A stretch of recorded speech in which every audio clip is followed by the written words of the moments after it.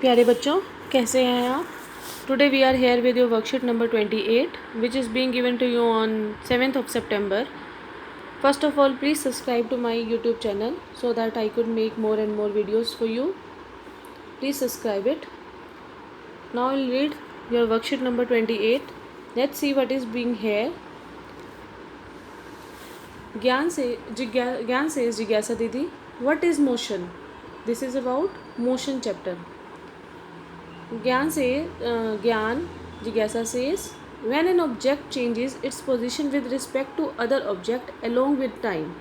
जब कोई ऑब्जेक्ट अपनी पोजीशन चेंज करता है किसी और ऑब्जेक्ट की पोजीशन के हिसाब से टाइम के दर के साथ, उसको क्या बोलते हैं? उसकी मोशन.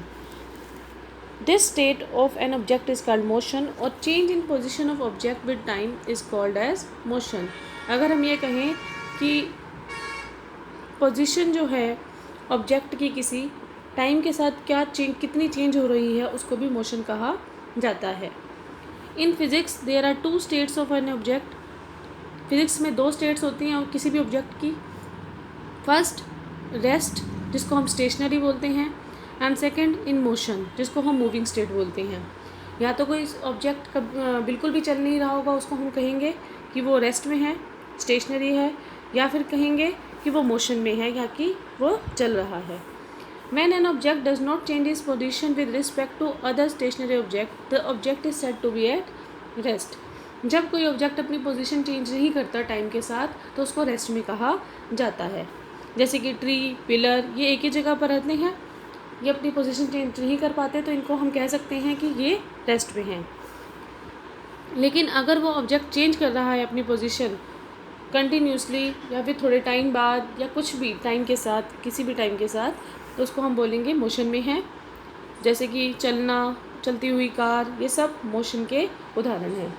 अब यहाँ generally motion is of 3 types. हम यहाँ पर देखते हैं कि मोशन कितने टाइप्स के हैं. 3 टाइप्स की. सबसे पहला है लीनियर, फिर है ऑक्सीलेटरी और तीसरा है सर्कुलर. सबसे पहले हम लीनियर की बात करते हैं.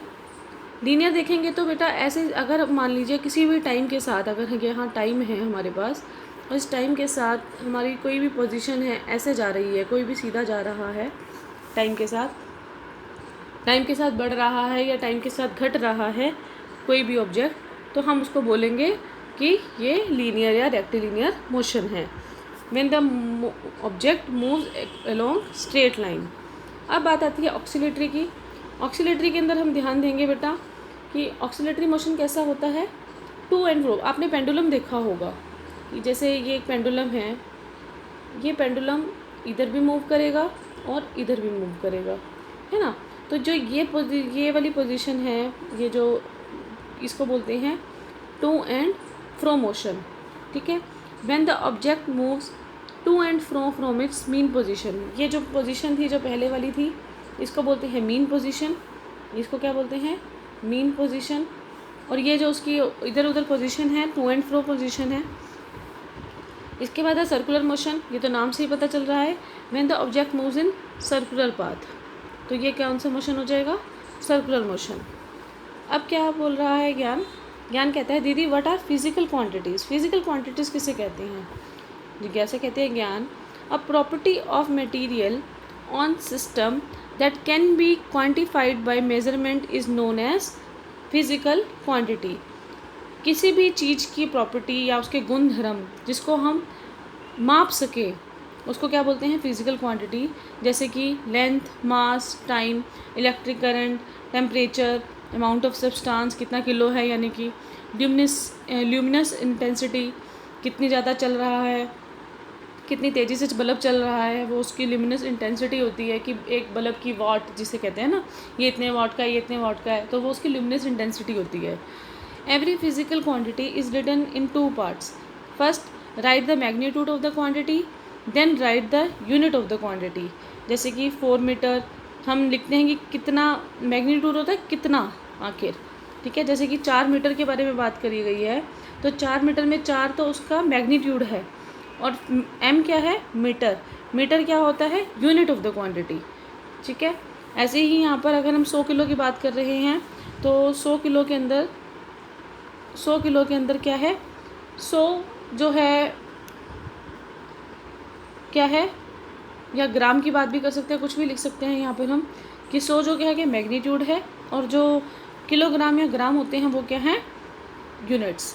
तो यहाँ पर 4 और 100 जो है वो मैग्नीट्यूड है, और बाकी के दोनों जो पीछे लगे हुए हैं वो क्या हैं, यूनिट्स ऑफ क्वांटिटी।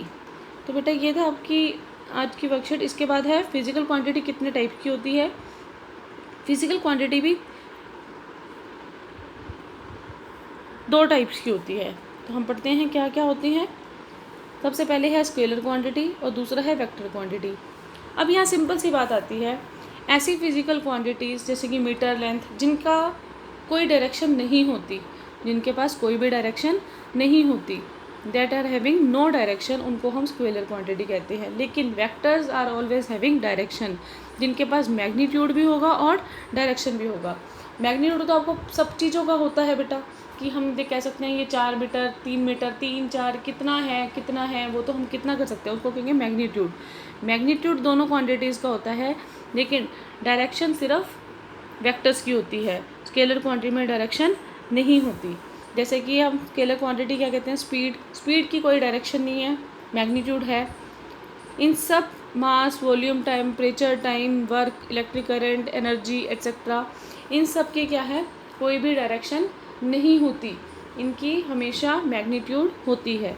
लेकिन बात आती है वेलोसिटी, किस दिशा में बढ़ रहा है ना, फोर्स किस दिशा में फोर्स लग रहा है, मोमेंटम वेग किस तरफ है, एक्सेलरेशन, डिस्प्लेसमेंट, ठीक है ना, विस्थापन किस तरफ हुआ है, किस जगह हुआ है, तो ये डायरेक्शन को लेके चल रहा है, इसीलिए इनको हम वेक्टर क्वांटिटीज़ कहते हैं। अब यहाँ पर क्वेश्चन आंसर्स है। सबसे पहला बेटा है आपका है व्हाट इज़ मोशन। तो आप मोशन के लिए तो आराम से यहाँ से लिख सकते हैं the state of an object, यहाँ पर दिस से नहीं करेंगे, the position of object with time is called as motion, यहाँ पर लिख रखा है, यहाँ देखेंगे हम,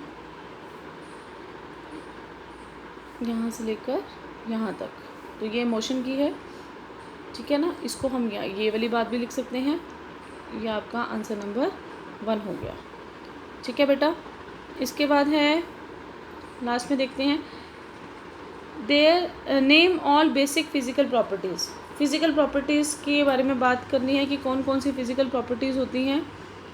फिजिकल प्रॉपर्टीज़ जो हैं बेटा 2 हैं, ठीक है ना।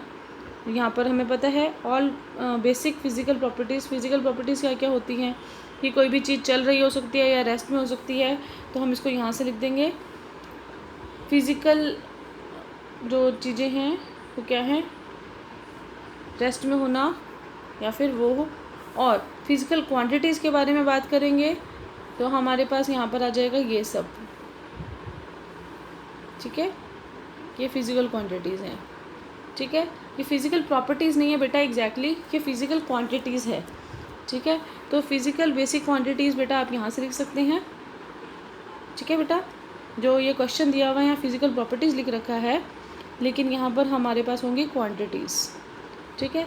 और क्वांटिटीज़ हमारे पास यहाँ हैं, हम यहाँ से लिख देंगे there are 7 basic physical quantities, और ये सब यहाँ से answer number 2। Now what are scalar and vector quantities, आप इसको यहाँ से लिख सकते हैं, this would your answer number 3। Now answer number 4 क्या होगा, write 5 examples of each moving as well as stationary objects from your surrounding. अब स्टेशनरी और मूविंग ऑब्जेक्ट्स की आप उदाहरण अपने आप दे सकते हैं, जैसे यहाँ पर दिए हुए हैं 2 स्टेशनरी, और यहाँ पर देख सकते हैं आप ये देखिए जो रेस्ट के हैं जैसे कि पिलर वगैरह। आप इसके अलावा 5 एग्जांपल्स और लिख सकते हैं, कुछ भी लिख दीजिए, ठीक है ना। बिल्डिंग हो गई, पिलर हो गया, यहाँ पर ये हो गया, ठीक है। अ कार एट रेस्ट है ना, कार स्टैंडिंग इन द, ठीक है। तो ये सब पिलर हो गया आपका, ठीक है। और कोई भी चीज़ आप एंटीना वगैरह, कोई घर हो गया, हाउस हो गया, कुछ भी, ये सब रेस्ट में हैं। लेकिन जब वो जो आपकी बात करी है मोशन के अंदर, तो walking car, walking man, walking car, इसमें लिख रखा है, हम कुछ भी लिख सकते हैं, जो भी चीज़ चल रही है, टाइम आपका, जैसे टाइम की, अब आप बताओगे क्लॉक जो है, एक तरह से हम ये घड़ी देखते हैं, जो घड़ी है वो खुद रेस्ट में है, लेकिन जो इसकी वो है, क्या कहते हैं, नीडल्स हैं, वो दैट आर मूविंग। तो हम क्लॉक को बहुत अच्छे एग्जांपल दे सकते हैं। क्लॉक का रेस्ट में भी एग्जांपल आ सकता है। Clock itself is not moving but its needles are moving, या इट पिन्स आर मूविंग। तो ये मूविंग में चली जाएंगी, और यहाँ पर जो clock itself will come under the category of stationary objects. So this was your worksheet. Okay बेटा, this is your worksheet number 28. Another worksheet will come again, we will discuss. Till then, thank you.